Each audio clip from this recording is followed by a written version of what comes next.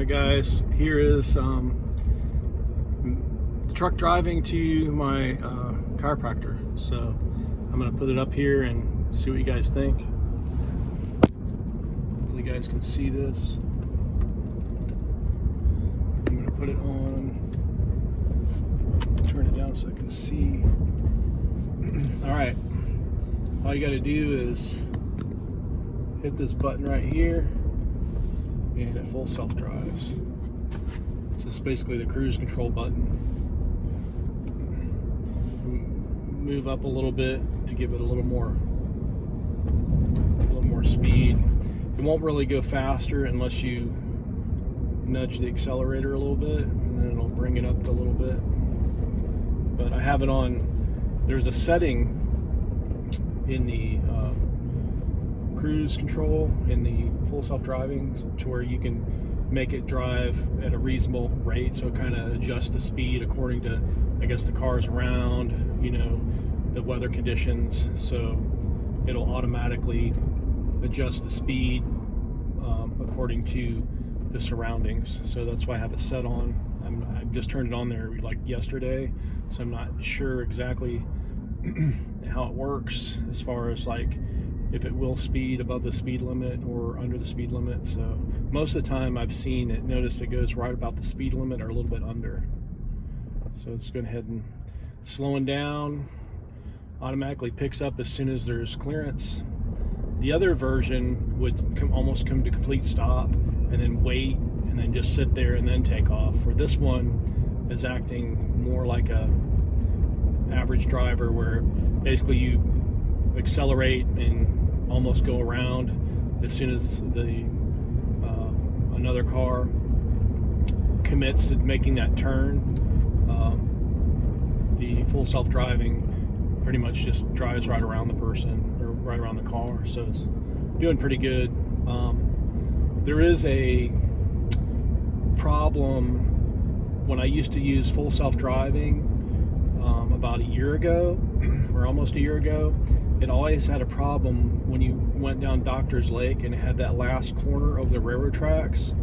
It couldn't quite figure it out. So it'd either stop or start to veer to the left or kind of just get confused. So this corner up here, there was a problem with the last version. So I'm kind of curious to see what it's going to do. Okay, there's a detour up here.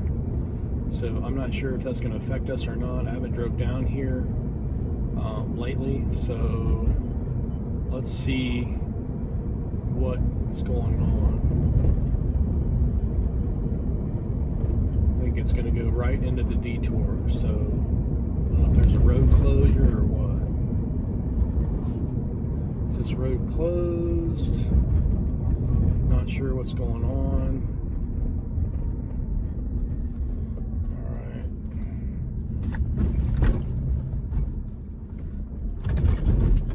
Kind of took those tracks pretty abruptly, but it did it nice and smooth. I would have slowed down a little bit more just because those tracks are so bumpy. So I don't know in the future if it'll have adjustments for unlevel terrain. I know it's kind of hard to tell how bumpy the tracks are, potholes are, stuff like that. I don't know if that can do that from memory. Maybe from once it goes over it, maybe it'll adjust the speed next time. So I'm not sure how that software works, but I've been driving full self-driving since I think October the 1st of this month. So I've only had it a few days, but I've been trying to use it as much as possible because the Cybertruck was the last vehicle to get full self-driving. It was supposed to be released in September or late September, and it actually got released October 1st to my knowledge. So I woke up October 1st, I think that was like a Monday, and I went to push the button for cruise control, and the same button for cruise control is also activates full self-driving. Also too, you got 1 warning. So you only get 5 warnings. If it warns you and you don't pay attention or you don't turn it off, it'll automatically turn off full self-driving, and you only get 5 tries. If you ignore it and you go past it, I guess they turn the full self-driving option off and you never get to use it again. I don't know if there's a waiting period, if you can wait for a few months and they'll turn it back on or what, but as far as I know, they're not letting you continue on if you ignore the warning. So, but the difference between this one and the other one, I think it's using more this camera up here to see if you're paying attention. You don't have to constantly be hitting the scroll switches or shaking as long as you're paying attention, it doesn't ask you constantly to play with the steering wheel or move one of the knobs. So it's a little bit, or actually a lot more comfortable to drive, because the last version, they were really adamant about you constantly. It was very distracting because the screen would light up and you're supposed to be watching the road and you're constantly looking at the screen to make sure it's not giving you a warning. I noticed on this one, is it going to run this light? It just ran a red light. Just ran a red light. Okay, first mistake.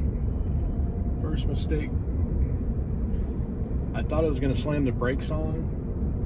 I thought I was going to try to make the yellow, but it actually ran the red light. I should have slammed the brakes on.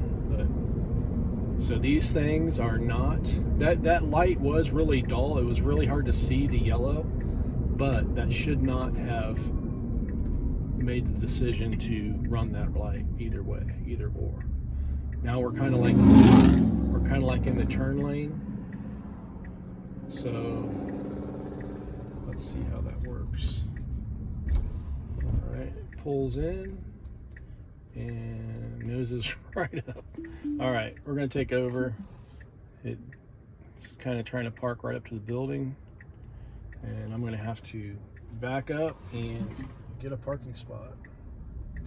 So yeah, this full self-driving is not perfect. It still makes lots of mistakes.